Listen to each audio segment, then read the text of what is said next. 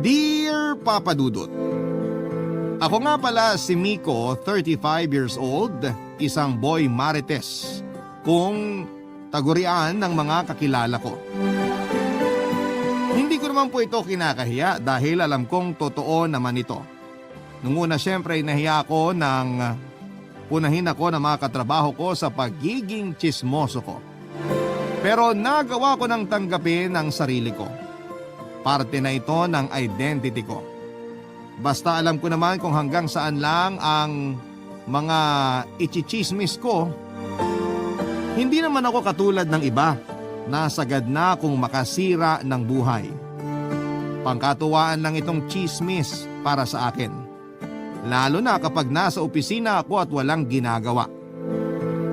Dahil sa tagal ko na kasi sa trabaho ay petics na rin po ako dahil alam ko na ang pasikot-sikot. Mabilis ko lang natatapos sa mga inaabot na trabaho sa akin. Kaya marami akong libreng oras. Nung una ay sinusubukan kong manahimik na lamang sa aking mesa. Pero napapaapoy ng ibang katrabaho ko ang pagiging tsismoso ko. Nakikisali na rin ako sa mga usapan sa tuwing pare-parehas kaming nakakatapos ng trabaho. Hanggang sa isang araw ay nagsialisa na ang mga kapwa ko marites.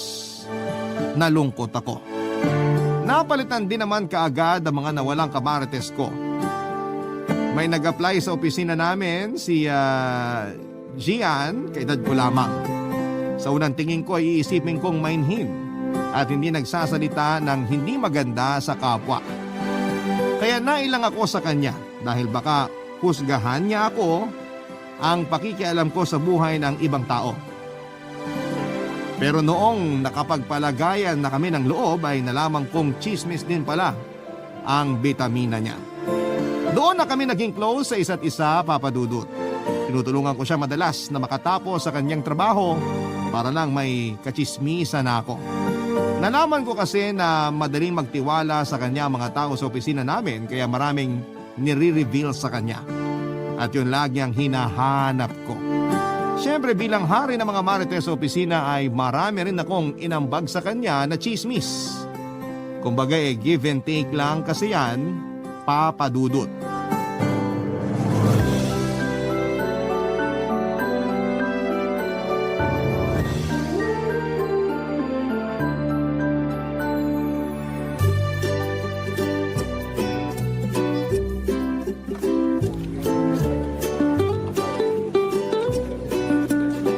Jean?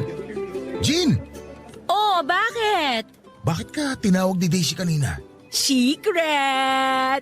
Huwag mo nga ako ma-secret-secret dyan. Sabihin mo na. Anong meron? Ikaw talaga basta chismis? Grabe ka. Dali na, bago pa tayo maabutan ng boss natin. Tapos mo na ba yung work mo? Hindi pa. O, tapusin mo muna yan tsaka tayo mag-usap, okay? Huwag ka nga nang bibitin dyan. Sabihin mo na ngayon. Mamaya na! Hindi ako makaka-concentrate sa work kung hindi ko malalaman kung ano yung sinabi ni Daisy sa'yo. Hay nako, Miko. Wala ka talagang pinalalagpas na chismis, no? Magre-resign na raw si Daisy. Naku, akala ko naman kung ano na. Hindi ka ba na-shock man lang doon? Sa 8 years ni Daisy dito sa opisina, 9 years na pinagkakalat na magre-resign na siya. Sumobra pa nga ng 1 taon, no? Tibuyak si Daisy. Hoy, seryoso ba? Bakit lagi naka-high heels at lipstick? Iba na kasi ang mga tibo ngayon. Hindi na yung lagi nakasuot ng oversized t-shirts, six-pack shorts at nakamotor. Hala, baka may gusto siya sa akin. Di kaya type niya ako. Paano may gusto? Kasi, panay kasi ang titig niya sa akin, lalo na sa dibdib ko. Baka kasi nalilita siya sa dibdib mo. Che! Kilala ko ang trip niyan. Hindi ikaw. Huwag ka ma-offend. Hindi kasi ikaw yung tipong gustuhin ng mga tibo. Pero palong-palo ka sa mga lalaki. Sino bang trip niya? Bakit? Selos ka? Loko ka ha, gusto ko lang malaman no. Si Ma'am Mara. Oh, mahilig pala siya sa 50 anyos na manang. Mukhang bitter ka na, hindi ka o trip ni Daisy ah. Parang malabo naman kasing matripan niya si Ma'am Mara. Wala naman kasing kagusto-gusto ron, no? Kanya-kanyang taste lang yan. Mahilig ako sa kilawin. Ikaw, gusto mo ba? Ayoko nga! O, di gets mo na yung sinasabi ko. Saka alam mo yan si Daisy, kama lang ang habol niyan sa mga babaeng trip niya. Malakas ang takot niya sa commitment. Kaya pala hindi siya obra sa akin kasi sinasamba ko ang salitang commitment. Konti na lang, isipin ko na type mo si Daisy. Ano, ireto na ba kita? Curious lang ako, no? Yan ang gusto ko sa'yo. Curious ka. Diyan ako nagsimula. Tingnan mo ngayon, batikan chismoso na ako. At proud ka pa talaga, ha? Achievement to sa akin. Hindi lahat ng lalaki kaya maging relevant na chismoso. Ewan ko sa'yo. Bumalik ka na nga sa trabaho mo. Baka basita na naman tayo ni Mamara niyan. Kapag may nalaman kang intriga kay Mamara, sabihin mo kagad ha. O ikaw ang magsabi sa akin. Ikaw tong malapit sa kanya, no? Bago lang ako dito. Pero marami nagtitiwala sa'yo rito. Kaya pag may nalaman ka tungkol sa kanya, ha, huwag ka mahihiyang magchismis sa akin.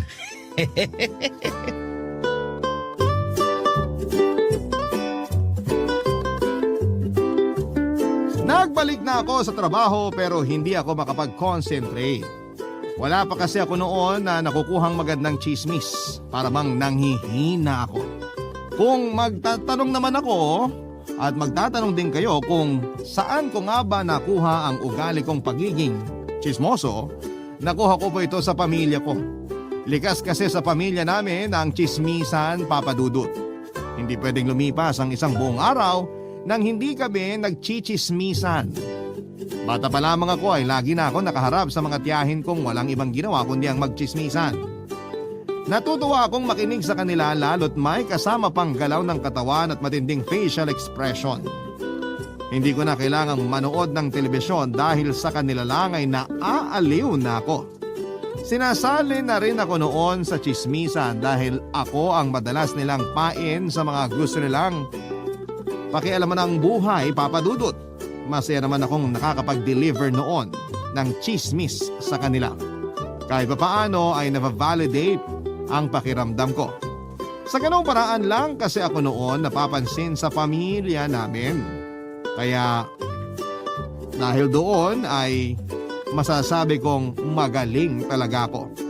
Kahit nakalayo na ako sa anino ng mga chismosang pamilya ko ay nagpatuloy pa rin ako sa pagpapakalat ng chismis. Nakaugalian ko na talaga yon. Hindi na ganong kadaling baguhin yon. Wala rin naman akong plano kasi sa totoo lang ay nare-relax ako kapag may intriga akong nalalaman sa buhay ng ibang tao. Parang kahit papaano ay na-excite ako dahil makulay at puno ng intriga ang buhay nila. Hindi kagaya sa akin na puro bahay at trabaho lang ang pinagkakaabalahan. Walang masyadong exciting na ganap sa buhay ko, Papa Dudut, kaya nga siguro wala rin akong naririnig na chismis sa akin. Kasi wala namang masyadong importanteng nangyayari sa akin. Kaya hindi ako pwedeng maging artista kasi wala silang mahahagilap na chismis sa akin. Pwede pa ako maging blind item host sa mga celebrity TV shows. Baka roon ako pumatok dahil mas marami pa akong alam na makukulay na pangyayari sa buhay ng ibang tao kesa sa akin mismo, Papa Dudut.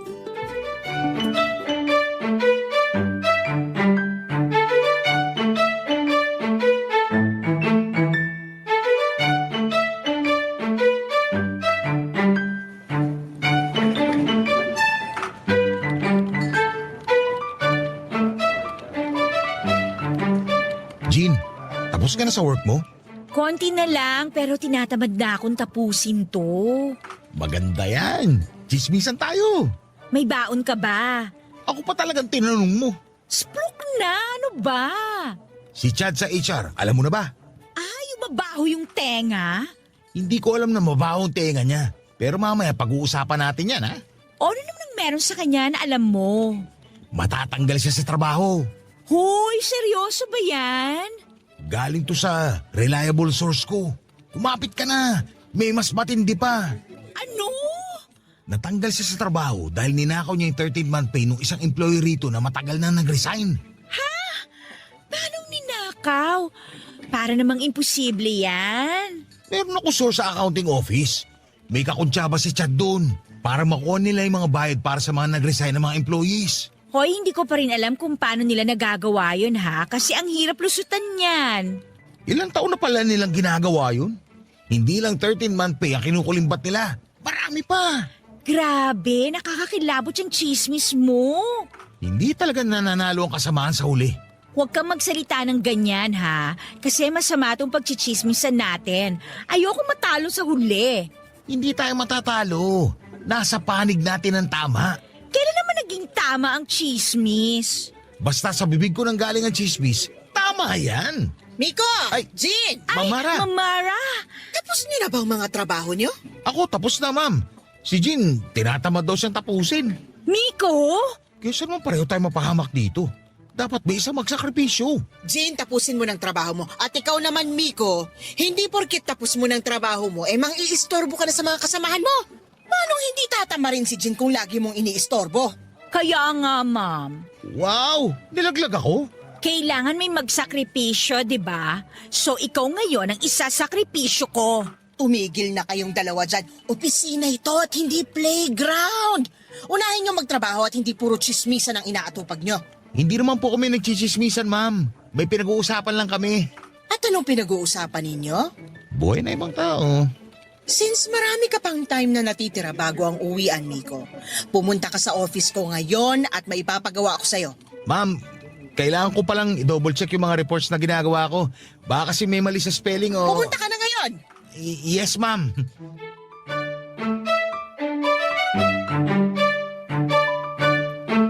Papadudot naglakad na si Ma'am Mara papasok sa kanyang opisina. Napakamot na lamang ako sa ulo ko habang pinagmamasdan si Jean na paimpit na tumatawa mula sa kanyang mesa. Binato ko siya ng stapler at nakita yon ni Ma'am Mara. Mas lalo tuloy siyang naggalit sa akin. Pinagmadali niya akong pumasok sa kanyang opisina, Papadudot, at nadapa pa ako sa kakamadali ko dala ng takot. Nakita tuloy ng mga kaopisina ko ang mga nangyari. Napahiya ako. Nagngingit-ngit ako sa galit kay Ma'am Mara. Bad mood na naman kasi siya at ako ang pinagtripan niya. Ganon kasi siya. Kapag mainit ang ulo niya, dinadamay niya kaming mga under niya. Kaya hindi ako naging malapit sa kanya. Kaya sa tuwing nakikita ko siya ay iniiwasan ko siya, Papadudot. Basta nakakasalubong na nagkakasalubong na ang mga kilay niya at palakad-lakad na siya sa opisina, magkukunwari na lamang na may ginagawa ako para hindi ikaw ang pagtripan niya. Nasanay na ako sa ganon, kaso ang mali ko ay naabutan niya kami ni Jean na nagchichismisan. Sakto pang bad mood siya noon. Nung nasa loob na ako ng opisina niya ay pinagalitan niya ako sa pangiistorbo kay Jean. Kahit na hindi naman niya alam ang buong kwento ay pinagalitan pa rin niya ako. Hindi niya ako hinayaang mag-explain. Nasaktan tuloy ang pagkalalaki ko. Lalo't nakabukas pa noon ang pintuan niya habang pinapagalitan ako. Nakita tuloy ng mga kaopisina ko kung paano niya ako bulyawan. Sa gilid ng mga mata ko, alam kong pinag-uusapan na nila ako. Sa wakas, meron na rin silang latest issue para sa akin. Hindi ko alam kung anong mararamdaman ko noon, Papadudot.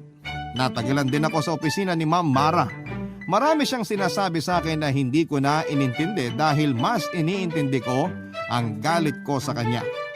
Kaya pagkalabas ko ng opisina niya, pinangako ko sa sarili ko na hahalongkating ko ang buhay niya.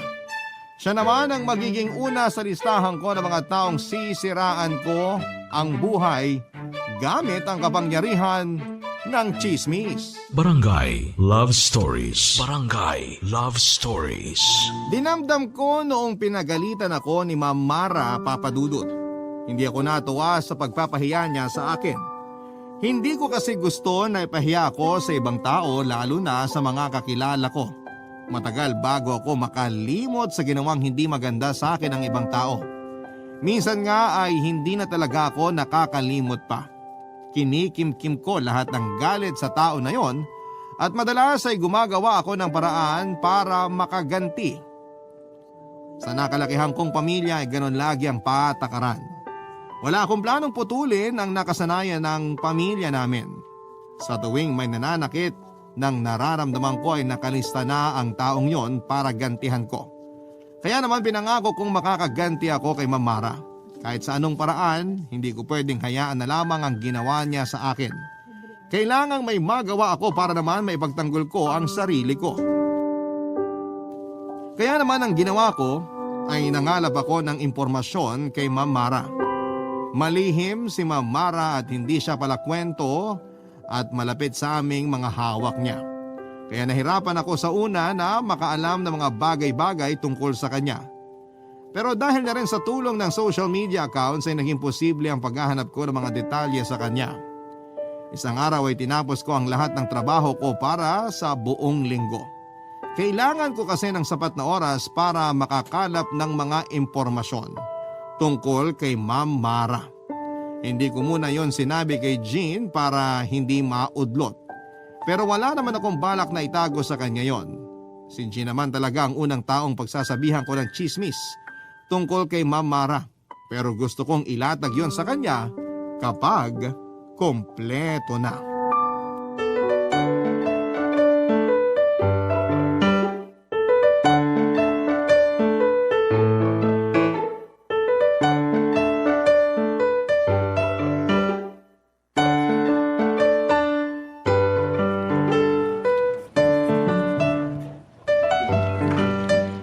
Miko, busy ka? Oo, Kape muna tayo. busy nga eh. Mabilis ka lang namang nakakatapos ng trabaho eh. Lika na, sama mo na ako magkape. Uhaw na yung kaluluwa ko. Pasama ka na muna sa iba. May ginagawa pa ako. Ano bang ginagawa mo? Bakit parang hindi mo maiwan-iwan yan, ha? Basta, magkape ka na nga lang dun.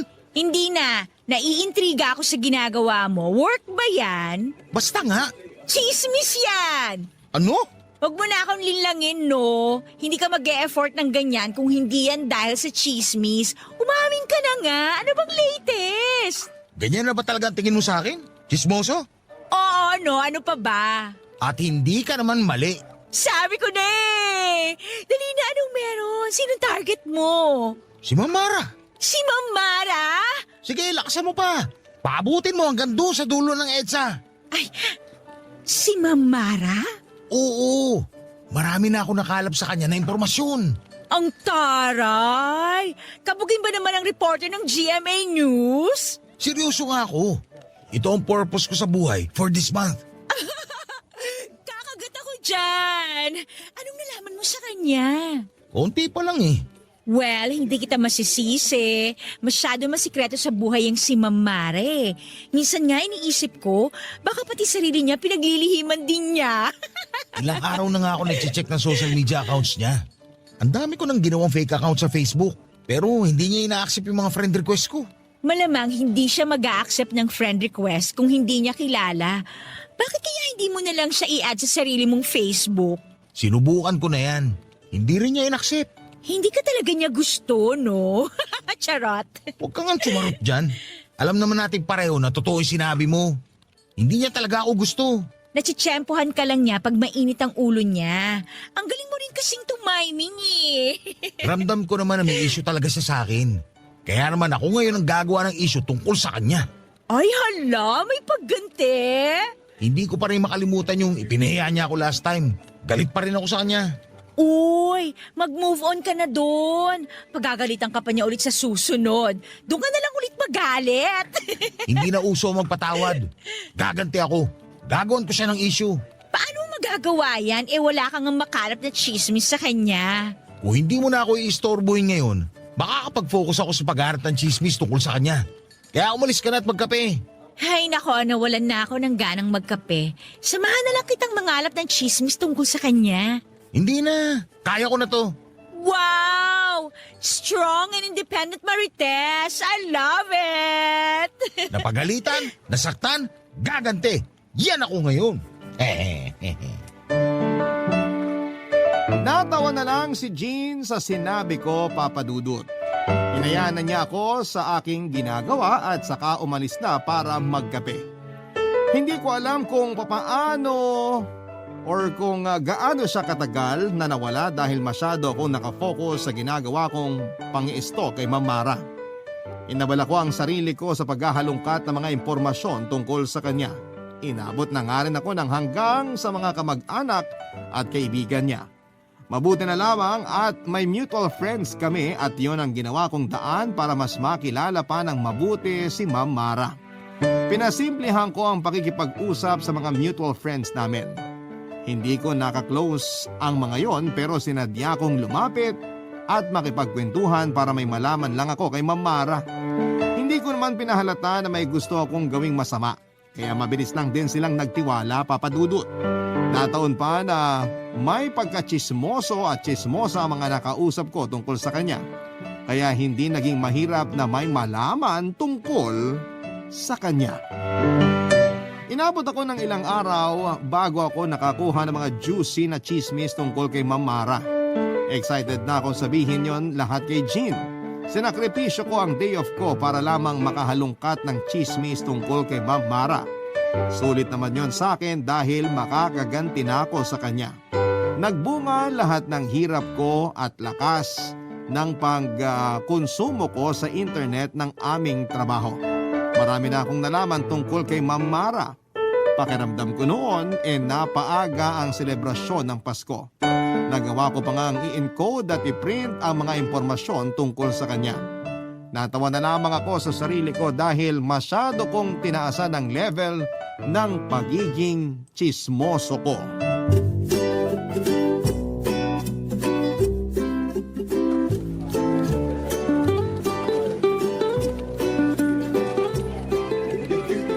Wow ha! Mabuti naman at pumayag ka na rin magkape kasama ako. Busy nga ako nung mga nakaraan, di ba? Ni makasama ka sa Yossi Break, hindi mo na magawa? Namiss tuloy kitang kausap. Namiss din kitang kausap. Pero meron ako mas malaking responsibilidad sa ngayon. Ang pabagsakin si Ma'am Mara. Grabe naman sa pabagsakin. Gusto ko lang siyang gantihan.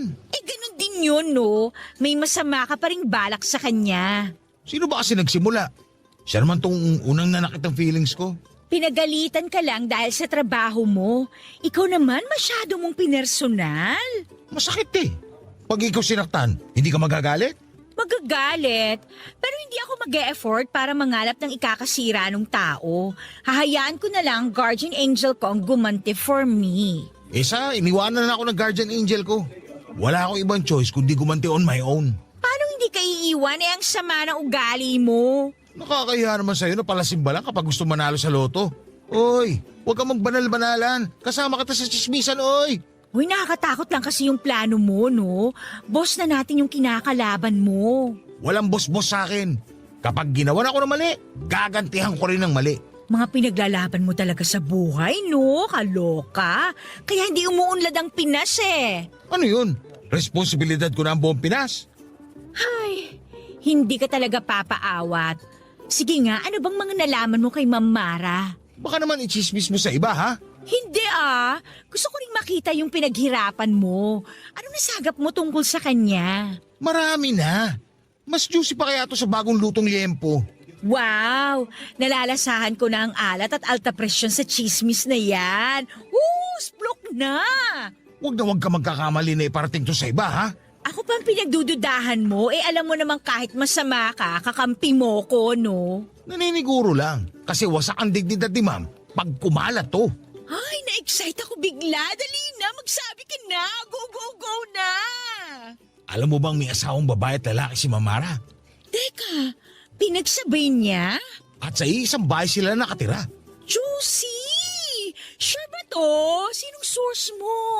Kapitbahay niya for 15 years. Oh my, mahirap magtiwala sa kapitbahay ha. Hindi tayo sure kung reliable ang mga yan. Kung sabihin ko na ang kapitbahay niya first cousin din niya. Paano hindi magiging reliable kung kadugo niya mismo nagsabi? Wait! Saan mo naman nahagilap yung first cousin / kapitbahay niya? Ex niya yung dating kaklase ko. Oy, ang galing ng connection mo sa kanila ha.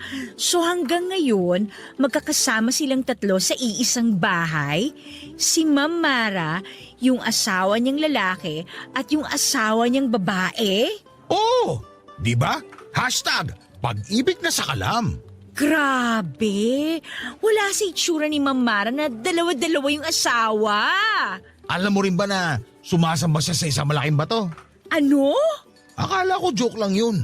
Pero may pictures na nahuli siyang sinasamba niya ang isang bato. Nasa kwarto niya. Grabe na yan ha! As in! Marami pa akong nalaman. Sa ngayon, yan lang muna ang masasabi ko sa'yo. Kailangan ko munang i-verify kung tama yung ibang nakalap ko. Hindi pa rin makapaniwala si Jean sa mga sinabi ko tungkol kay Ma'am Mara Papadudut. Pinaulit niya sa akin ang mga detalye para lang masiguradong tama ang mga narinig niya sa akin. Natawa na lamang ako sa reaksyon niya at sinabi ko sa kanya na kahit ako naman ay hindi rin makapaniwala sa mga nalaman ko tungkol kay Ma'am Mara. Hindi nakapagsalita kaagad si Jean Papadudut. Nagtanong pa siya sa akin kung ano yung ibang mga nalaman ko pero tinikom ko na ang bibig ko. Bilang isang maingat na tsismoso ay hindi ka dapat magkwento hanggat hindi pa verified ang mga nalaman mo. Iyon ang natutunan ko sa ilang taong pangangalap ko ng chismis. Nangunit si Jean pero hindi niya ako nadaan doon.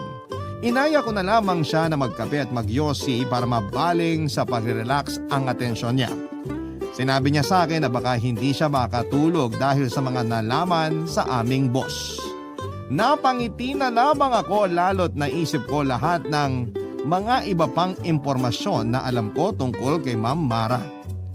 Mas juicy yon at nakakakilabot kumpara sa mga sinabi ko kay Jean.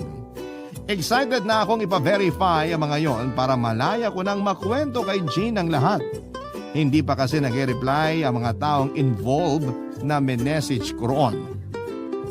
Gustuhin ko mang i-share kay Jean ang mga nauna kong nalaman, pakiramdam ko ay hindi pa yon ang tamang panahon, Papadudut. Hindi pa masyadong luto ang mga yon. Kumbaga sa itlog ay malasado pa ang pagkakaluto. Oo, at pwede nang kainin ang malasadong impormasyon na yon.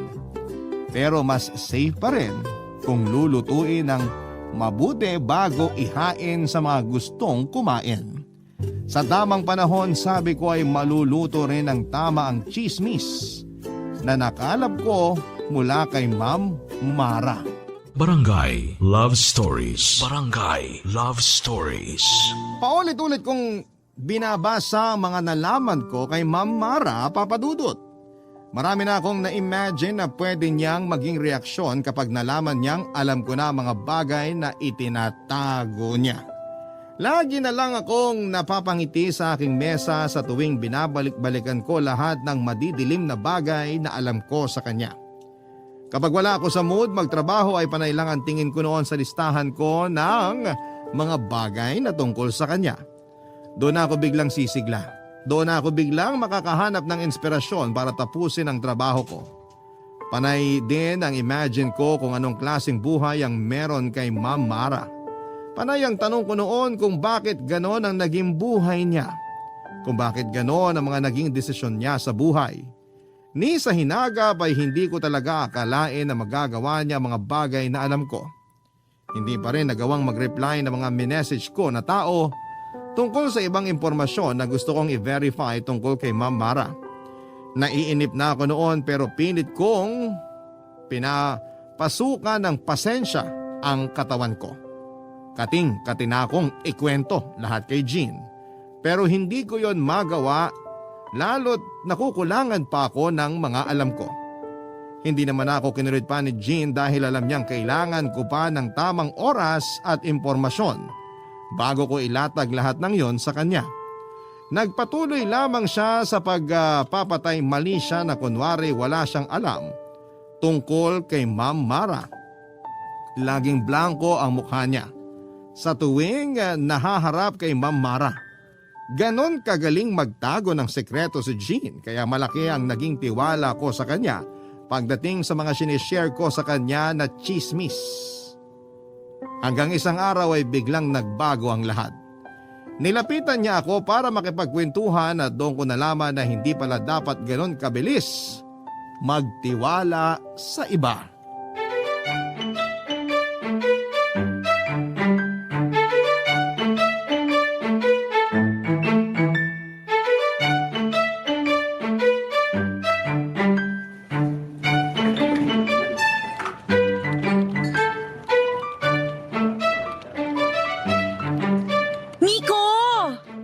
Bakit?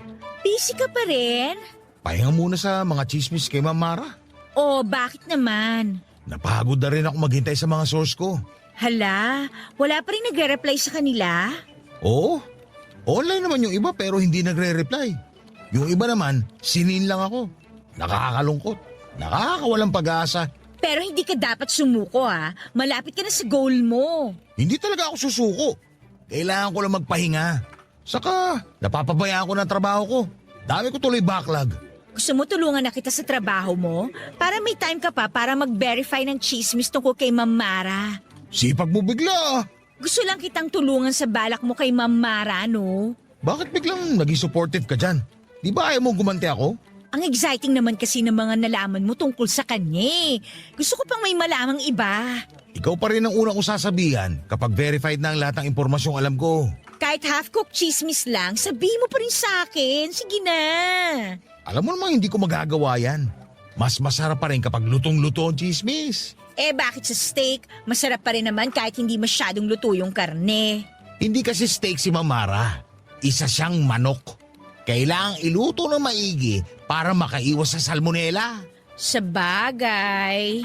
Bigla ka nagkaroon ng interes kay Mamara, ha? Eh wala kasi masyadong ganap dito sa office eh. Kailangan ko ng extra drama. Yung mga na-share ko lang sa'yo nung nakaraan ng sure ako eh. Hayaan mo, malalaman ko rin ang lahat tungkol sa kanya. Ikaklaro ko lang ha. Gusto ko lang ding i-verify. So, dalawang asawa ni Ma'am Mara? Oh, Babae at lalaki. yep, At sa iisang bahay lang sila nakatira hanggang ngayon? yep again. Kasama ang sinasamba niyang bato. Yan! At least verified! Nasabi ko kasi kay Leila yung tungkol doon. Bakit mo sinabi? Di ba sa atin lang lahat to dapat? Hindi mo naman kailangan mag-alala kay Leila. Miyembro naman siya ng LGBT. Kaya suportado niya kung parehong babae at lalaking asawa ni Ma'am Mara. O di ba nakahanap tayo ng kakampi sa chismisa na to? G naman, apakatanga mo. Dapat di mo ginawa yun. Ang sabi ko nga, dapat hindi ka mag-alala sa kanya. Bukas ang isipan ni Leila sa mga ganyang setup na relasyon. Pero bukas ba ang isip niya sa pakikialam natin sa buhay ng ibang tao? Hindi ko natanong pero may kutob naman akong oo. Yang kutob mo magpapahamak sa atin. Ano bang gusto mong gawin ko? Bawiin ko? Malamang, hindi mo na mababawi yun. Ano ba naman, Jane? Eh, busy ka kasi nung nakaraan eh. Wala akong makakwentuhan. Tapos si Leila yung nandun nung time na yon. So ayun. Eh, nagreklamo rin siya tungkol kay Ma'am Mara, no? Kaya naisip kong safe na magkwento sa kanya. Hindi safe magkwento kahit kanino. Pero bakit kinuwento mo sa akin? Kasi nagkamali ako. Dapat pala, hindi na lang ako nagkwento sa'yo. Ang laki ng tampo ko kay Jean after kong malaman na pinagsabi niya kay Leila ang mga nalaman kong chismis kay Ma'am Mara. Wala namang kaso sa akin si Leila, tahimik siya sa opisina namin at hindi pala imik kung hindi mo chichikahin. Kaya lang dapat ay maging maingat lalo't hindi natin alam kung kailan pipitik ang isang tao at tatraydo rin ka. Hindi tuloy ako mapakali noon after naming mag-usap ni Jean. In-overthink ko na kung paano lulusutan yon. Hindi ako nakapagtrabaho ng maigi. Panayang labas ko noon para magyosi, para mag-relax at magtanggal ng stress. Sinubukan akong lapitan ni Jean pero sinabi ko sa kanya na huwag na muna niya akong kausapin dahil masama pa rin ang loob ko sa kanya. Tumango na lamang siya at halatang nasaktan sa pagtataboy ko. Hindi niya naman ako masisisi. Malaking kasalanan ang ginawa ni Jean sa akin, Papa Dudut. Inakala ko pa namang mapagkakatiwalaan ko siya pero sinira rin niya ang tiwala ko sa kanya. Iniwasan kong makasalubong si Ma'am Mara. Ganon din si Leila. Ilang araw pa ang lumipas, wala pa rin akong balita kung nakarating na kay Ma'am Mara ang mga chismis. Panay ang tingin ko kay Leila at nagbabaka sakaling makakuha ko ng clue kung nagsumbong na ba siya. Panay din ang tingin noon ni Leila sa akin pero hindi ko magawang basahin ang laman ng kanyang isipan. Doon ako mas lalong natakot. Hindi na rin ako ginulupan ni Jean. Hinayaan niya akong magpalipas ng galit. Tinapon ko na rin ang mga sinulat kong chismis kay Ma'am Mara. Kinailangan kong magpalamig muna. Nang hinayang ako sa mga pinaghirapan ko, inansend ko na rin ang mga messages ko sa Facebook sa mga kakilala namin ni Ma'am Mara. Mahirap na ang ma-screenshot at mapabasa kay Ma'am Mara. Kailangan ko munang magpahinga sa chismis. Yun ang paraan para mawala na ang stress ko at mawala na sa radar ni Ma'am Mara. Nagbalik na lamang ako sa pagfocus sa pagtatrabaho ko hanggang isang araw.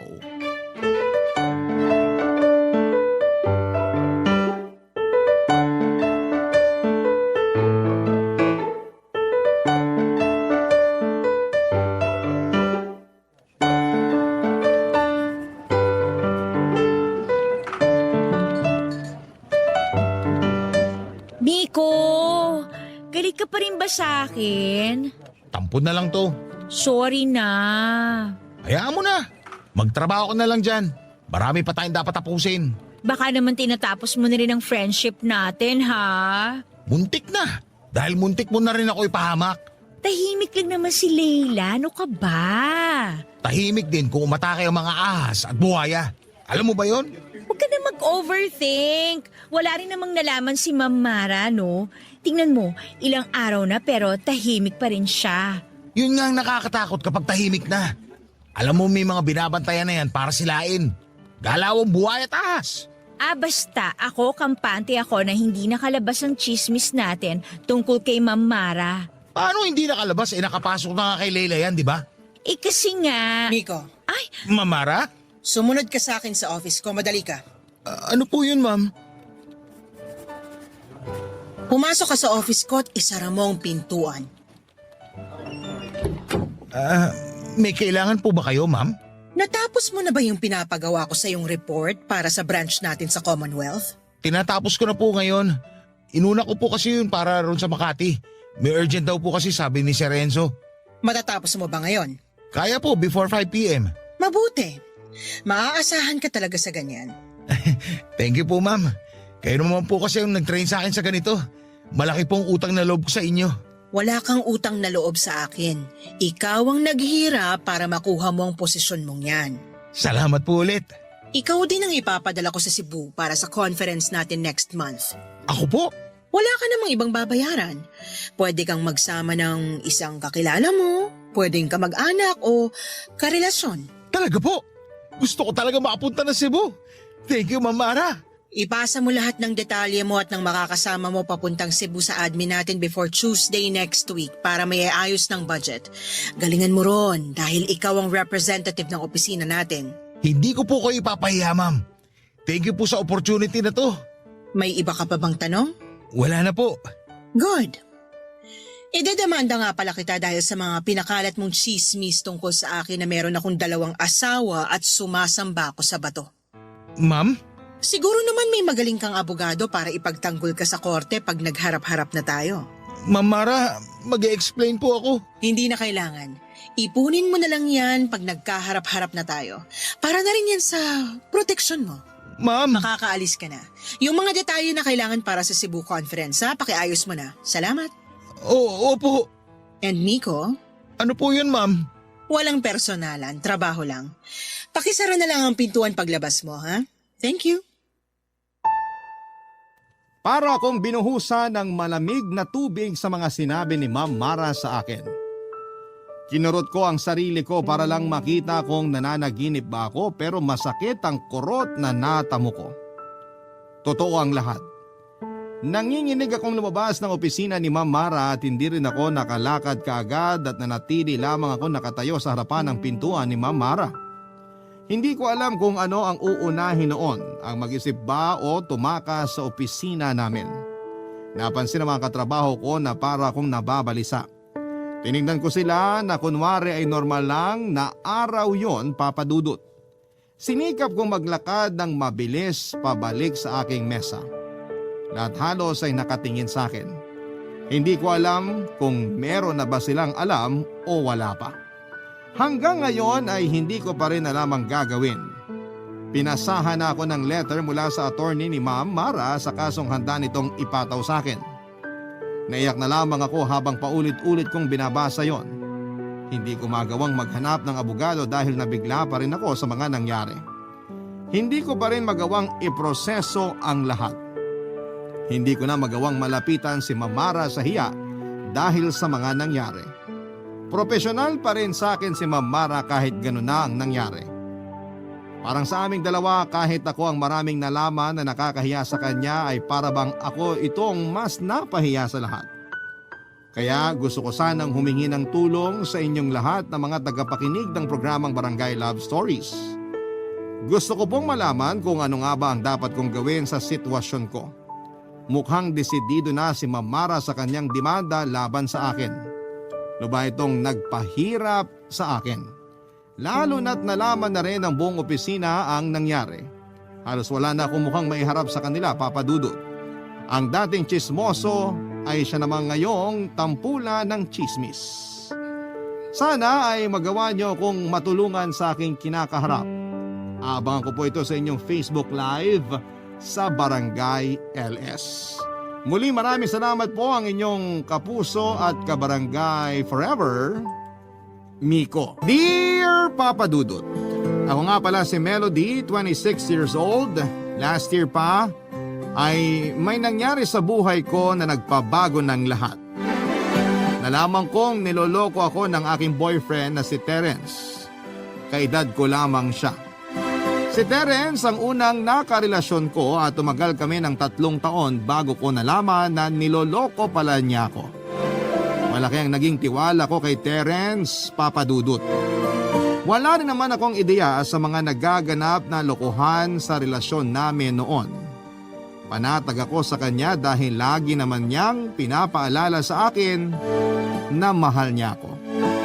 Pero hindi pala dapat magtiwala agad sa mga salita. Dahil action speaks louder than words, sabi nga nila. Sa mga huling buwan ng relasyon namin ay napansin ko ang madalas na panlalamig ni Terence sa akin, Papa Dudut. Ayoko mag-isip ng hindi maganda. Naisip ko na baka naman kasi busy lang din siya sa trabaho. Saka alam kong hindi maayos ang estado ng kanyang pamilya, kaya baka yon ang dahilan. Never kong naisip na ang relasyon namin ang dahilan ng panlalamig niya. Minsan nagtanong na ako sa kanya dahil hindi na ako mapakali. Nung unay nag-aalangan pa ako dahil sa takot na baka lalo lang siyang manlamig, Papa Dudut. Pero hindi ko na kasi kayang mag-overthink sa kung bakit parang bigla siyang nagbago sa akin. Kinausap ko siya sa mismong mansari namin na nakalimutan pa niya. Hindi naman niya nakakalimutan ang mansari namin noon. Sa amin dalawa, ako pa nga yung madalas makalimot. Kaya mas lalong lumakas ang kutob ko na meron ngang ibang nangyayari. Kinausap ko siya tungkol sa mga napansin ko. Mahinahon pero nagalit siya at isinisi sa akin ang pagiging praning ko. Hindi niya nasagot ng diretsyo kung may kailangan ba akong malaman sa kanyang pagbabago. Nagwala na lamang siya at nagalit sa akin. Natakot ako. Humingi ako ng sorry dahil na-trigger ko siya, Papa Dudut. Sinisisi ko pa ang sarili ko at nag-walk out siya sa akin at iniwan ako mag-isa sa bahay.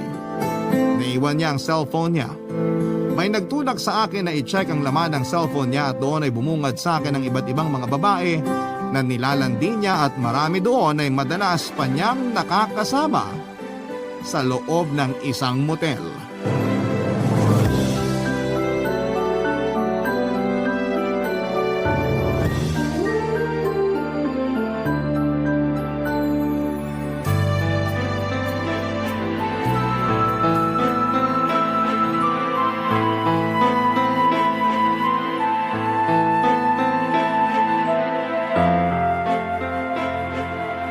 Manloloko ka, Terence? Sino ba kasing nagsabi sa'yo na pakialaman mo cellphone ko? Bakit mo ako niloko? Sagutin mo muna ang tanong ko. Bakit mo pinakialaman ang cellphone ko? Wala ka bang alam sa salitang privacy? Huwag mong nililiko ang usapan. Alam mo kung anong totoong issue rito. Issue ko rin yung di mo nirerespeto ang privacy ko. Kung hindi ko pa papakialaman ng cellphone mo, hindi ko pa malalaman na iba't ibang babae na palang dinadala mo sa motel kapag wala ako. Hindi totoo yan. Anong hindi totoo? Huli na nga kayo sa usapan. Porke nagmotel masama na agad? Hindi ba pwedeng hinatid ko lang para safe sila? Mga babae silang katulad mo. Kailangan ko silang protektahan. Protektahan? Kaya ba inabot kayo ng 3 oras sa loob ng kwarto? Nababaliw ka na. Yan bang sasabihin mo sa akin? Nababaliw ako? Ilang buwan mo na akong binabaliw dahil sa panlalamig mo. Ang sakit nitong ginawa mo. Kung hindi ka na lang sana nakialam ng cellphone, hindi ka masasaktan ng ganyan. Kasalanan mo! Ako pa ang sisisihin mo? Ikaw na nga tong nahuling nagloko. Ikaw pa rin tong ang lakas ng loob na ibaling sa akin yung kasalanan mo. Hindi ko naman sana gagawin ng mga yan kung hindi ka masyadong busy sa trabaho mo. Nakalimutan mo na ako! Ang tagal ko nang may trabaho at matagal na akong naging busy kahit nung simula pa lang ng relasyon natin. Sabi mo suportado mo yon, pero bakit ngayon parang sinisisi mo pa ako? Kung hindi ka naging busy, hindi ako matutokso na maghanap ng oras sa ibang babae. Ang kapal talaga ng pagmumukha mo. Hindi mo lang makita kung ano yung mali na ginawa mo eh. Puro ako ang sinisisi mo, ikaw naman tong nagloko. Nagloko ko dahil may dahilan ako. Hindi ako masaya na hindi mo na ako masyado binibigyan ng oras. Hindi ako nagbago sa'yo.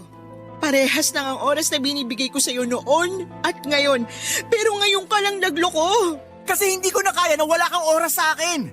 Hindi ko tatanggapin ang dahilan na yan. Sapat ang oras na binibigay ko sa'yo tuwing wala akong pasok sa trabaho, buong araw kitang nakakasama. Pero nitong mga nakaraang buwan, ikaw pa itong tumatanggi na samahan ako ah. Lagi mong sinasabi na busy ka o masama ang pakiramdam mo. Totoo naman na busy ako. At minsan masama ang pakiramdam ko. Kasalanan ko bang sakitin ako? Pero nasa motel ka at kasama ang mga babae mo nung mga time na tumanggi kang samahan ako. Nagkataon lang yun. Sige, lumusot ka pa. Pinapaliwanag ko lang ang sitwasyon ko. Ako na nga tong biktima rito ng pangingialam mo sa cellphone ko. Dapat nga ako tong magalit sa'yo eh. Ni hindi ko pinapakialaman ang cellphone mo. Magsusorry ako sa pakialam ko sa cellphone mo. Hindi ko tatanggapin ang sorry mo kasi mali ka. At ikaw, kailan ka magsusorry sa panloloko mo? Hindi kita niloko. Kaibigan ko lang ang mga babae na yun. Walang mali siya. Ikaw lang tong marumi ang utak eh. Walang mali siya. Kaibigan lang. Matapos kayong magstay sa motel, sasabihin mo sa akin na wala lang yon, na ako pa tong marumi ang utak? Alam mo, pinapakomplikado mo lang ang sitwasyon. Ako pang nagpakomplikado ng sitwasyon ah. Iba ka talaga. Alam mo, tsaka na lang tayo mag-usap kapag mahinahon ka na. Hindi. Pag-usapan natin to ngayon, sabihin mo sa akin lahat ng totoo. Kahit naman sabihin ko sa'yo, hindi ka pa rin maniniwala. Kasi lagi ka na lang nagsisinungaling sa akin eh. Sige, ikaw na lang lagi ang tama. Hindi ka talaga magpapatalo, no? Mag-cool off muna tayo. Ayoko munang makita ang pagmumukha mo. Nagmadaling umalis si Terence sa bahay, Papa Dudut. Nagdabog siya at tinignan ako ng masama bago niya tuluyang isarado ang pintuan. Nung nakalayo na siya ay doon na ako umiyak. Tinanggal ko ang panginginig ng katawan ko sa pamamagitan ng pag-iyak. Hindi ko kinaya ang mga nalaman kong panloloko ni Terence. Ang dami kong nabasa ng mga chat niya sa iba't ibang mga babae. Ni sa hinagap ay hindi ko maiisip na magagawa niya yon sa akin. Ang mas masakit pa ay yung pinamukha niya sa akin na ako ang mali. Masababang magtrabaho para sa pangarap ko. Akala ko ay buong puso niya akong sinusuportahan sa pangarap ko. Pero nagawa pa niyang sisihin yon para magkaroon siya ng excuse para lokohin ako. Kinuha ko lahat ng ebidensya sa kanyang cellphone just in case na baliktarin niya ako sa ibang mga kakilala namin. Hindi ako papayag na dudungisan niya ang pangalan ko sa kasalanang siya naman ang may gawa. Hindi ko alam kung gaano ako katagal sa pag-iyak. Nasa sofa lang ako noon at halos hindi ko na maimulat ang mga mata ko sa kakaiyak, Papa Dudut. Naaawa ko sa sarili ko pero wala akong ibang magawa dahil nangyari na ang panloloko ni Terence sa akin. Nahiya ako sa malakas kong pag-iyak kaya para matabunan yon ay nagpatugtog ako ng malakas na musika. Nakakahiya kasi sa kapitbahay ko lalo na kay Lester. Isa siyang law student at mas matanda lang sa akin ng 5 taon. Madalas nasa apartment lang siya para mag-aral at nakakahiya na marinig niya akong emosyonal. Kaso'y hindi nakatulong ang malakas na musika para hindi ako mapansin ni Lester. Nakarinig na lamang ako ng 3 katok mula sa pintuan. Hindi ko kagad yon binuksan dahil baka si Terence lamang yon at hindi ko pa siya kayang harapin. Pero nung narinig ko ang boses ng kapitbahay kong si Lester, nagmadali akong naghilamo sa lababo at pinunasan ng tisyo ang mukha ko. Sa ganong paraan ay mababawasan ang pamamaga ng mata, ilong at pisngi ko. Binuksan ko na ang pintuan at bumungad sa akin ang mukha ni Lester na nag-aalala, Papa Dudut.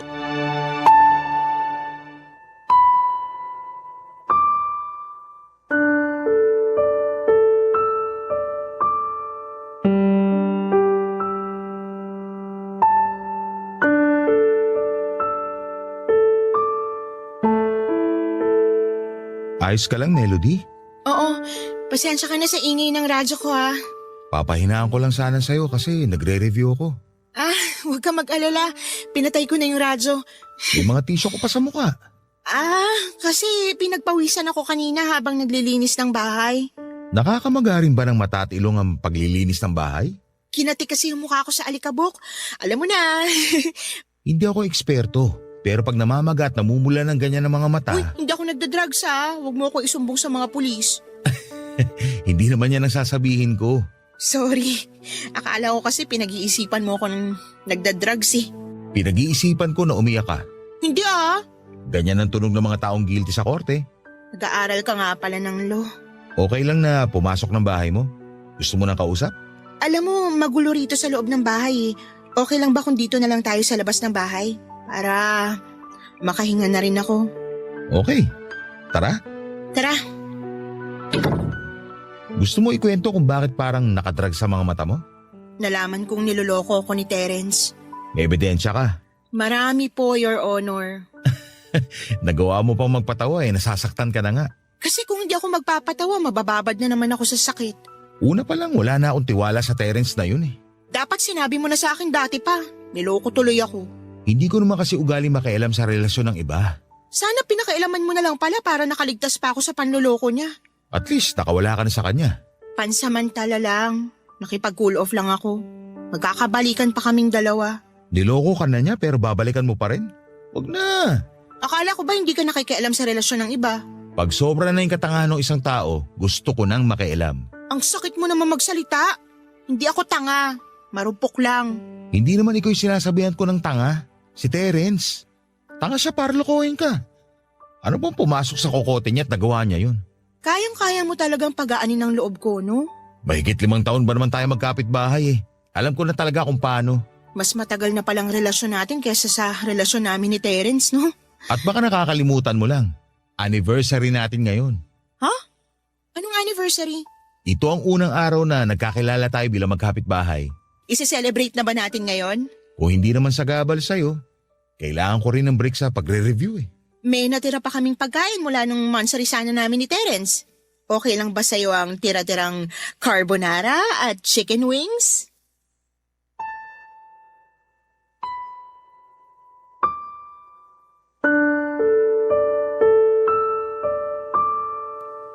Papa Dudut, mas matagal ko pang nakilala si Lester kesa kay Terence. Pero hindi naman kami nagkaroon ni Lester ng romantic na connection. Magkapit-bahay lang talaga kami at nagbibigayan kami ng pagkain kapag may sobra. Naghihirama ng mga gamit sa bahay at nakiki-wifi kapag hindi gumagana ang internet ng isa sa amin. Malaking tao si Lester kaya malagong ang kanyang boses. Kalbo siya na morenong Paulo Contis ang itsura na medyo chubby. Pwede sana siyang maging basketball player kaso'y hindi siya mahilig maglaro. Nakakasama ko rin pala siya sa panonood ng TV kapag walang magawa. Lalo na kapag tinatanggihan ako noon ni Terence na samahan tuwing day off ko noong mga nakaraang buwan.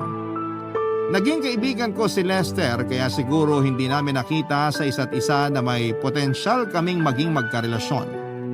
Saka ang hirap din naman kasing maging karelasyon ng kapitbahay mo. Paano kapag nagkahiwalay kayo? Eh di ang awkward kapag nakakasalubong mo sila, hindi ba? Lalo na kapag may bago ka ng karelasyon. Ang sakit nun sa pride na makita sila sa kabilang bahay na magkasama. Kaya naging ekis agad sa akin na isali si Lester sa mga potensyal na makakarelasyon ko. Saka masyado kong focus noon kay Terence.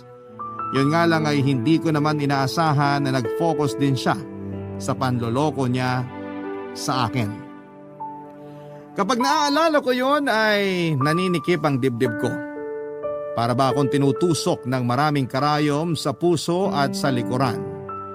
Hindi ko inakala na ang unang relasyon ko ang siyang magiging dahilan ng galit ko sa mundo. Mula nung niloko ko ni Terence ay nagbago na ang pananaw ko sa maraming bagay, Papa Dudut. Lagi na rin ako nagagalit kahit sa mga simpleng bagay lang. Hindi ko na rin magawang magtiwala agad sa mga tao. Dati naman ay buhos ang tiwala ko sa iba. Pero dahil sa ginawa ni Terence, nadamay na rin ang relasyon ko sa ibang mga tao, Papa Dudut. Barangay Love Stories. Barangay Love Stories. Papa Dudut, naging close kami lalo ni Lester mula noong nalaman niyang nagkaroon na ako ng problema sa relasyon namin ni Terence. Alam niyang kailangan ko noon ng karamay at iyon ang inoffer niya sa akin. Lagi niya akong sinasamahan sa apartment ko lalo't wala naman daw masyadong mabigat na gagawin sa kanyang pag-aaral. Sa pagdamay ni Lester kahit papaano ay nakahinga ko ng maluwag. Lalo't pinakiramdaman niya sa akin or pinaramdam niya sa akin na deserve kong mahalin ng tama. Kaya lang aminado ako sa sarili ko na mahal ko pa rin si Terence. Kahit ganoon ang ginawa niya sa akin. Hindi ko yon sinabi kay Lester dahil alam kong pagagalitan at sesermonan lamang niya ako. Alam kong ayaw na niyang bumalik kay Terence pero lagi niya pa ring sinasabi na mas alam ko kung ano ang makakabuti sa akin. Isa lang daw siyang kapitbahay na handa akong payuhan pero nasa akin pa rin lahat ng desisyon sa tamang gagawin. Aminado akong naging escape ko si Lester sa mga panahong nangungulila ako kay Terence. Sa tuwing natutokso ako makipag-ayos kay Terence ay lagi lang akong kumakatok noon sa pintuan ni Lester at nagpapasaklolo. Hindi niya ako tinatanggihan. Lagi lang niya akong pinapatuloy sa apartment niya kahit minsan ay busy siya o kahit minsan ay wala siya sa mood. Doon ko na-realize na baka may lihim na gusto sa akin si Lester. Dilulo na akong dilulo pero hindi naman siguro mag-e-effort ng ganon ng isang lalaki kung wala siyang interes sa isang babae. Kaya lang kahit alam kong mas okay siya kesa kay Terence, ay hindi ko pa rin magagawang magustuhan si Lester. Nalilito na rin ako sa kung ano ang tama dahil si Lester na nga itong matino at alam kong hindi toxic ay hindi ko pa rin magawang magustuhan. Bakit nga kaya ang gusto ng mga sugatang puso ay yung maraming red flag? Ang hirap tuloy kumuha ng sagot doon. Isang araw ay nakaramdam akong muli ng lungkot. Nagalangan akong istorbohin si Lester pero nakita ko na lamang ang sarili kong lumabas ng apartment at kumakatok na sa kanyang pintuan. Pinagbuksan niya ako. Pinapasok naman niya ako, Papa Dudut.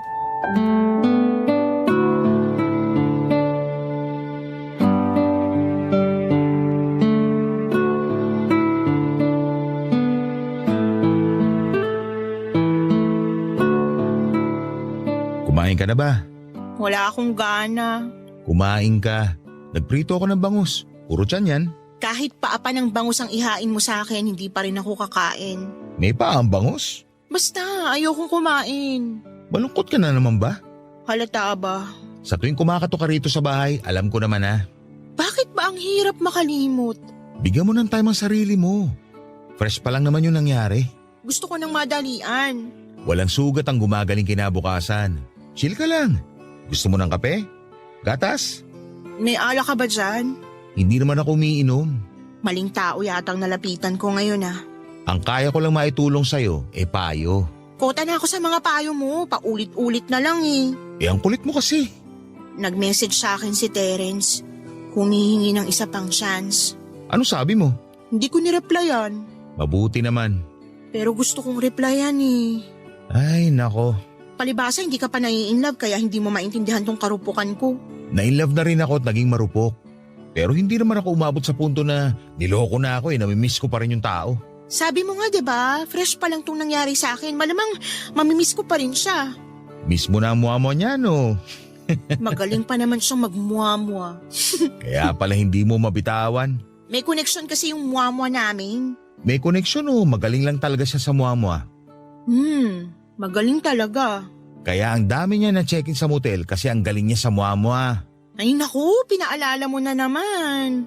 Ilan ba yung nabiktima niya? 8 yung nahuli ko sa chat. Baka meron pa sa ibang social media niya. Hindi ko alam. Ayoko nang alamin. Tignan mo, ang dami niya nakamuamua. Gusto mo pa ba yan? Ang weird nga kasi mas lalo ko siyang nagustuhan. Kasi na-trauma ka. Hinahanap-hanap mo yung sakit. Ganun ba yun? Paano kaya makawala? Nakawala ka na nga eh. Pero gumagawa ka pa rin ng tali para isabit sa kanya. Nagagalit na ako. Bakit ka magagalit sa akin eh? Wala naman akong ginagawa sa'yo. Ako ba yung nangloko sa'yo? Hindi ikaw. Galit ako kay Terence. Tama yan. Magalit ka hanggang sa mawalan ka ng pakialam sa kanya. Gusto kong gumanti sa kanya. Paano ka gaganti? Sino yung motel mo? Hindi ko na kailangan mag-check-in. Ayos na dito sa apartment mo. Hoy, wag mo namang gawing motel tong apartment ko. Kakabless lang nito last year. Doon ka sa apartment mo. Tapos, ire-refer kita ron sa pari na nag-bless ng bahay ko. Magpa-bless ka after mo may makamamwa. Dito na lang sa'yo. Bakit ba gusto mo rito sa apartment ko gawin yung muamwa mo sa ibang tao? Hindi naman ibang tao yung imamuamo ako eh. Ha? Matalino ka no? Pero ang hina mo pumick up. Ikaw ang imamuamo ako.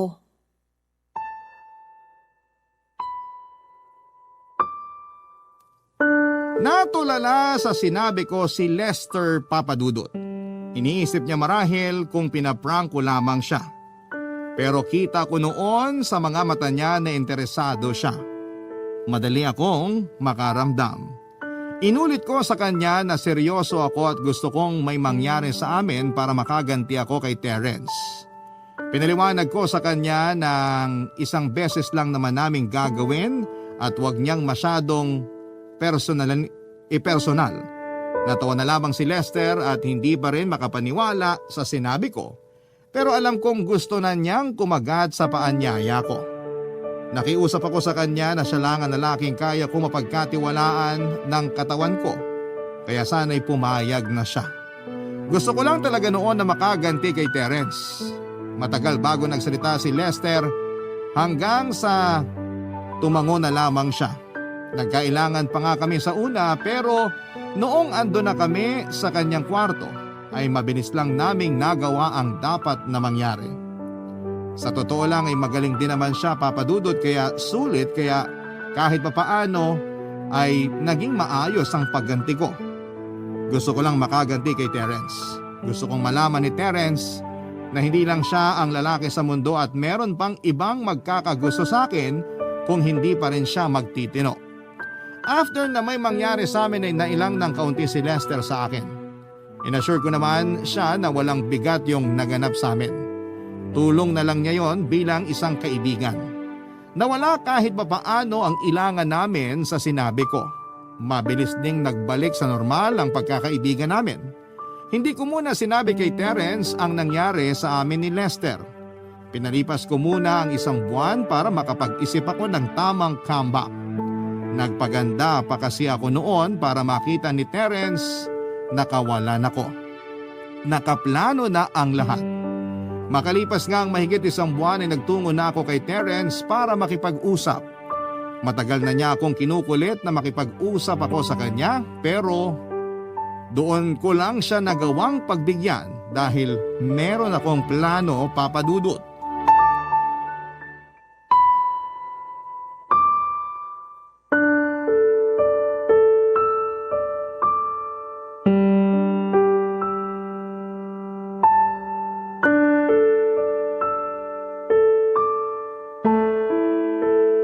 Mabuti naman at nagpakita ka na. Kailangan natin mag-usap. Yun naman ang gusto ko eh.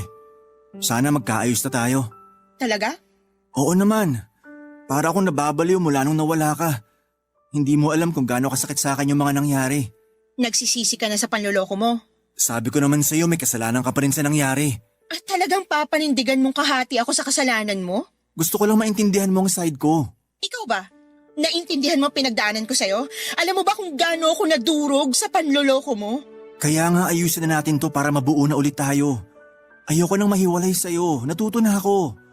Ikaw talaga ang mahal ko. Kung mahal mo ako, bakit ka pumatol sa iba? Siguro kasi lalaki lang ako. Madaling matukso. Hindi rason yan. Kung mahal mo ko, hindi ka mabilis na matutukso. Kung kaya mo lang sanang maintindihan ang katawan ng isang lalaki. Talagang hanggang sa huli ipaparamdam mo kasalanan ko pa rin to, no? Akala ko ba magkakaayos na tayo? Sa totoo lang, gusto ko naman magkaayos talaga tayo eh. Kaya nga sana kalimutan na natin ang nakaraan. Magsimula ulit tayo. Hindi ka na maglolo ko? Hindi na, promise.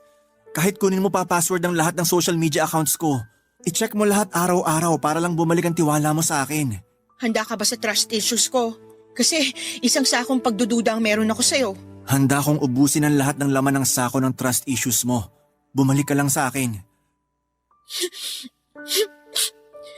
Sinaktan mo ako, Terence. Pinagkatiwalaan kita. Pinagsisisihan ko na yon. Hindi ako makatulog kakaisip sa'yo. Hindi ako makatulog dahil sa sakit na ginawa mo. Patawarin mo na ako. Ayusin na natin to. Hindi ko ba pagsisisihan kapag pinatawad kita ngayon? Hindi. Promise. Kung gusto mo next month, papakasalan na kita eh. Sure yan? Kasi papayag ako. Kahit next week pa, gawin natin. Mapatunayan ko lang sa'yo na handa akong magbago. May dapat kang malaman. Ano yun? Sa sobrang galit ko sa'yo, gusto kong gumanti.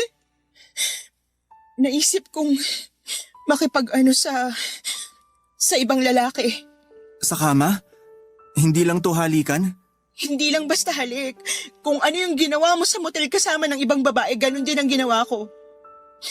Ang kaibahan lang, sa isang lalaki lang. Sa kapitbahay ko. Kay Lester? Gusto ko lang gumanti. Gusto ko lang iparamdam sa'yo kung gaano kasakit ang maloko. Masakit. Masakit, oo. Nakakagalit, oo. Pero mahal kita. At nakagawa ko ng mali sa'yo. Kaya ako naisip mong gumanti. Sige, maintindihan ko. Talaga? Ganun kita kamahal. Kaya sana, quits na tayo. Sige, yun naman ang gusto kong mangyari eh. Quits na. Hindi ka na uulit ha? Hindi na. Ikaw din na. Hindi na. Mahal kita, Melody. Mahal din kita. Melody, ayos ka lang? Nakikibanyo ko. Nasusuka ako. Halos iduwal ko na lahat ng laman ng sikmura ko.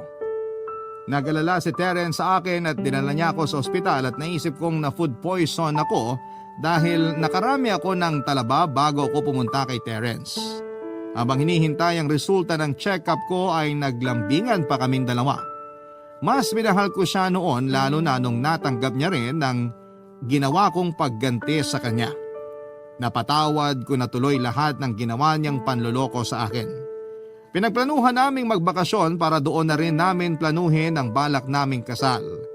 Gusto naming civil wedding lang at ililihim muna namin yon pansamantala sa mga kakilala namin. Muli kaming naging masaya at alam kong tama ang desisyon kong makipagbalikan sa kanya.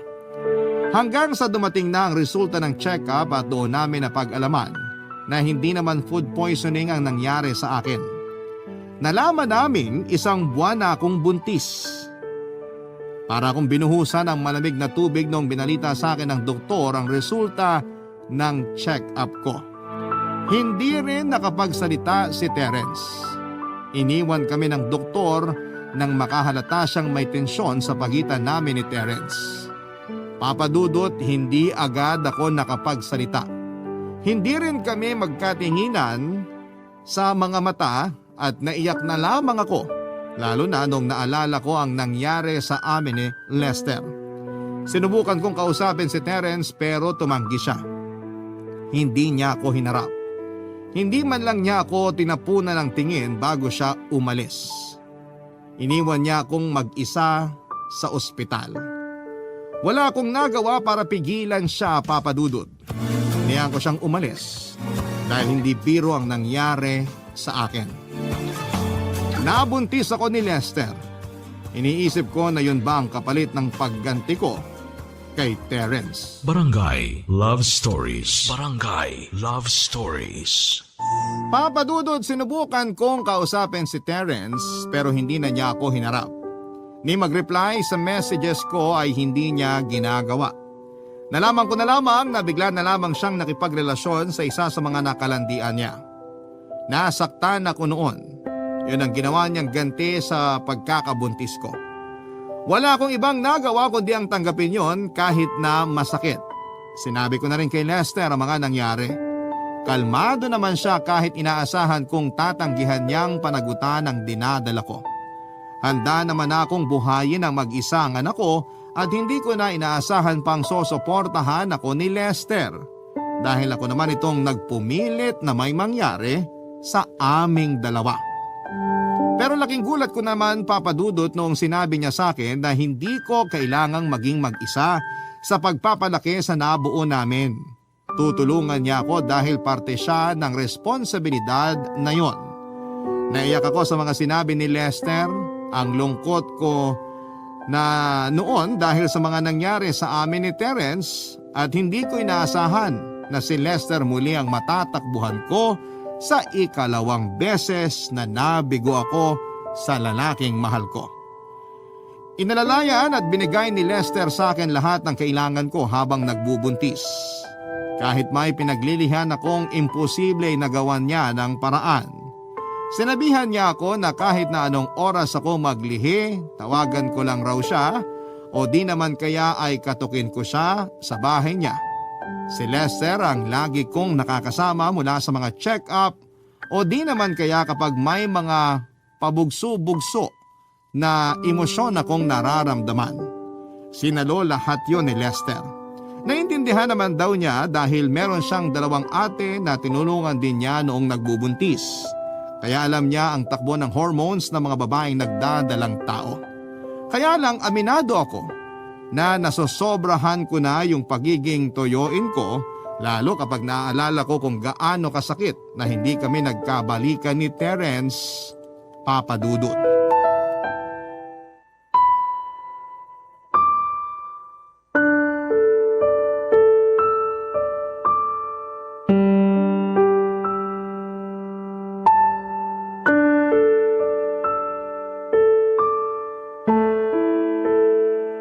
Bakit mo ba ako pinapunta dito sa apartment mo? Kasi kanina pa kita naririnig na umiiyak sa apartment mo. O tapos, Hindi maganda sa baby natin na umiiyak ka. hindi pa niya naririnig na umiiyak ako. Malayo sa tenga niya yung bibig ko. Pero nararamdaman niya. Mas magaling ka pa sa akin ako yung nanay. Hoy, kasama akong bumuo niyan. Di wow. Bakit ka ba umiiyak? Sabi ko naman sa'yo kapag may kailangan ka, magsabi ka sa akin. Hindi naman kita kailangan. Aray Kaya ko naman ng sarili ko. Masama bang umiyak? Huwag mo lang sana sobrahan para hindi naman makaapekto sa anak natin. Masisisi mo ba kung nasasaktan ako? Sabi ko sa'yo magsabi ka eh. Bakit sa tingin mo makakatulong ka ba? Hindi lagi, pero susubukan ko. Ano ba nangyari? Basta. Hindi pwedeng basta. Ayoko maapektuhan ang anak natin sa nangyayari sa'yo. Kaya please, magsabi ka. Si Terence kasi. Si Terence na naman. Akala ko ba pwedeng magsabi sa'yo? Bakit ganyan ang reaction mo? Kasi naman malapit ka ng mga anak. Ilang buwan na kayo hiwalay ni Terence. Bago na nga sa karelasyon, hindi ba? O tapos, porque malapit na ako mga anak, hindi ko na siya dapat isipin. Hindi mo naman mapipigilan ng sarili mo na isipin si Terence. Pero tulungan mo rin naman ang sarili mo na malimitahan yung pag-iisip sa kanya. Para sa kapakanan yung pareho ng anak natin. Namimiss ko lang kasi siya. Namimiss ka ba niya? Paano ko malalaman? Ibinlock niya ako sa Facebook. Maganda nga yan, para hindi mo na siya i-stalk ulit. Naalala mo nung isang beses na in-stalk mo siya? Nung nakita mong pinost niya yung picture nila nung bago niya? Anong ginawa mo nun? Umiyak. Tapos hindi ako kumain ng buong araw. Kinailangan pa kita itakbo sa ospital dahil sa ginawa mo. Munti ka na mapahamak yung anak natin. Kasalanan ko bang emosyonan ako? Buntis ako Kaya nga buntis ka. Kaya dapat isipin mo responsibilidad mo sa anak natin. Kasalanan mo to. Bakit ako na naman? Kung hindi mo ako binuntis, hindi sana mapupunta sa iba si Terence. Hindi sana ibang babae pinupost niya sa Facebook kundi ako. Baka nakakalimutan mong dalawa tayong gumawa nito. At para ipaalala ko sa'yo, ikaw ang namilit sa akin. kasi nagpapilit. Alam mong mahina ako nun eh. Alam mong hindi ko magana ng tama yung utak ko nun. Nag-take advantage ka sa pagiging broken ko. Ganyan na lang ba talaga tayo lagi? Lagi mo ako sisisi sa desisyong tayo naman dalawa may gusto? Kung bakit naman kasi masyadong healthy yung pagkalalaki mo. Isang ano mo lang sa akin. Nabuntis mo na agad ako. Ano bang diet mo ha? Para maiwasan. Melody, please. Marami rin ako iniisip ng problema ngayon sa family ko. Hindi makakatulong kung pati ikaw, poproblemahin ko pa. Kailangan mo akong problemahin dahil sa'yo nasira ang buhay ko. Ako ang nakasira ng buhay mo? Pagkasira ng buhay mo, anak natin? Ano pang masasakit na salita ang gusto mong sabihin? Ubusin mo na ngayon habang may pasensya ako. Dali, ubusin mo. Hindi ako nakapagsalita sa mga sinabi ni Lester Papadudut. Natakot ako dahil nakita ko ang galit at sakit sa mga mata niya. Nasaktan ko ang pagkalalaki niya dahil sa mga paninisi ko. Alam ko namang parte ako ng kasalanan kung bakit kami hindi sinasadyang nakabuong dalawa. Sa kagustuhan ko makaganti. Iba tuloy ang nangyari. Hindi ko na siya sinagot dala ng hiya at saka lumabas na ako ng apartment niya. Hindi naman niya ako pinigilan. Sinarado pa niya ang pintuan noong nakalabas na ako. Hindi niya ako kinausap buong araw at nanibago ako roon. Oras-oras kasi dati ay lagi niya akong kinukumusta. Lagi niyang tinatanong kung anong pagkain ang gusto ko para makabili siya bago magdilim. Doon ko lang na-realize kung gaano siya naging mabuti sa akin. Doon na naman ako naiyak. Sumablay na naman ako ang palo ng hormones ko. Nadamay na naman si Lester sa mga galit ko sa mundo. Hindi yun fair para sa kanya. Pinalipas ko muna ang 2 araw para kumalma siya, Papadudut. Alam kong masama pa rin ang loob niya noon sa akin. Hindi rin nagparamdam sa akin si Lester.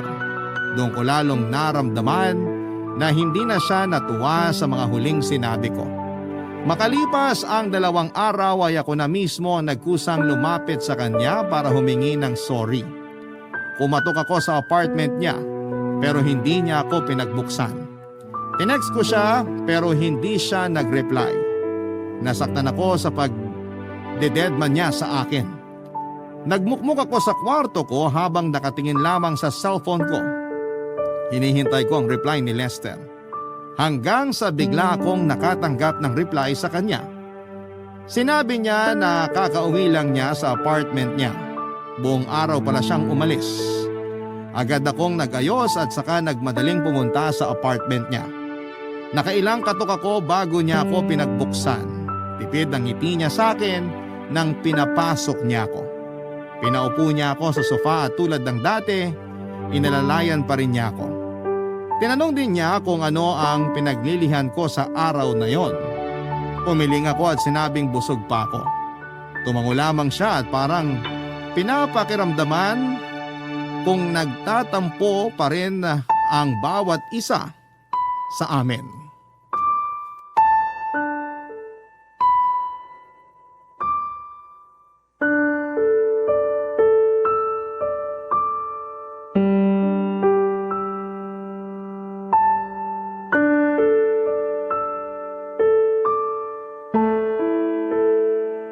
Kumusta ka na?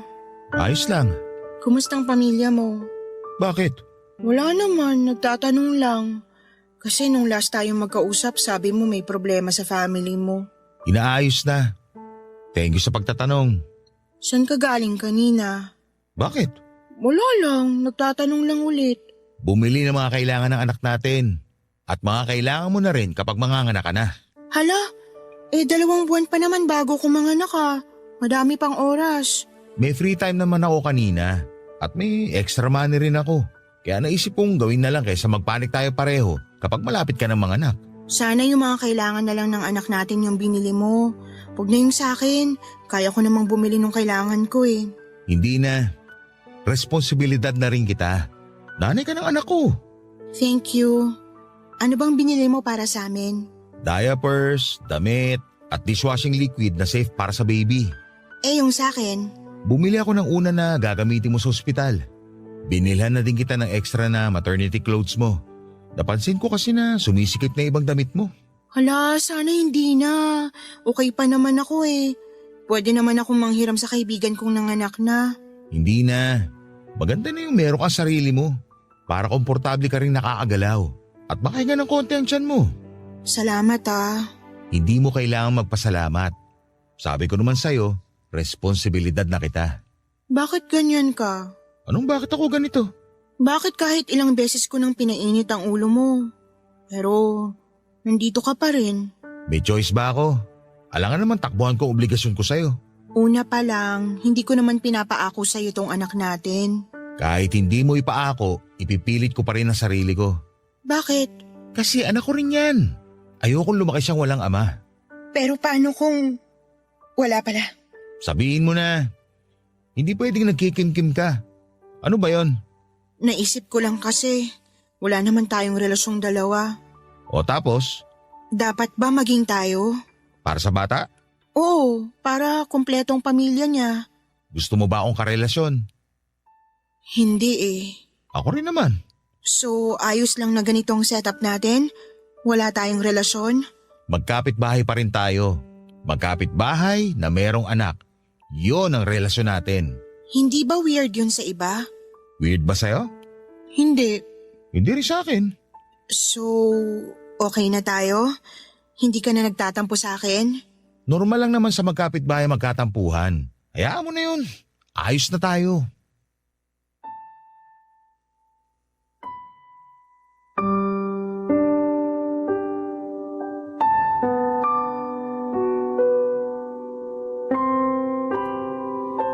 Papadudot isang ngiti ang sinukli ko kay Lester.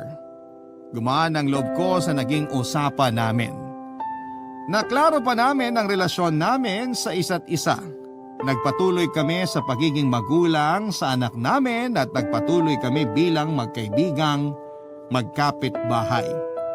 Oo nga't naging weird yon sa mga kakilala namin. Ilan sa kanila ang namimilit na ipakasal na kami o kahit mag-live-in na lang daw kami. Pero hindi kami nagpatinag. Hindi naman or hindi namin gustong magkarelasyon ang bawat isa. May obligasyon lamang kaming pareho sa anak namin at hanggang doon lang yon. Hindi man normal sa paningin ng iba ang setup namin ni Lester. Pero ano bang pakialam nila? Para sa amin ay normal ang sitwasyon namin. Masaya at kontento kami. Hindi ba't gano'n naman ang pakiramdam ng normal? Last 2 months lang pala, Papadudot, ay nakapanganak na ako. Isang malusog na batang lalaki at kamukhang kamukha ni Lester. Walang duda na siya nga ang ama ng bata. Wala kaming kasing saya nang makita na naming pareho ang bunga ng minsang pagkakamali namin.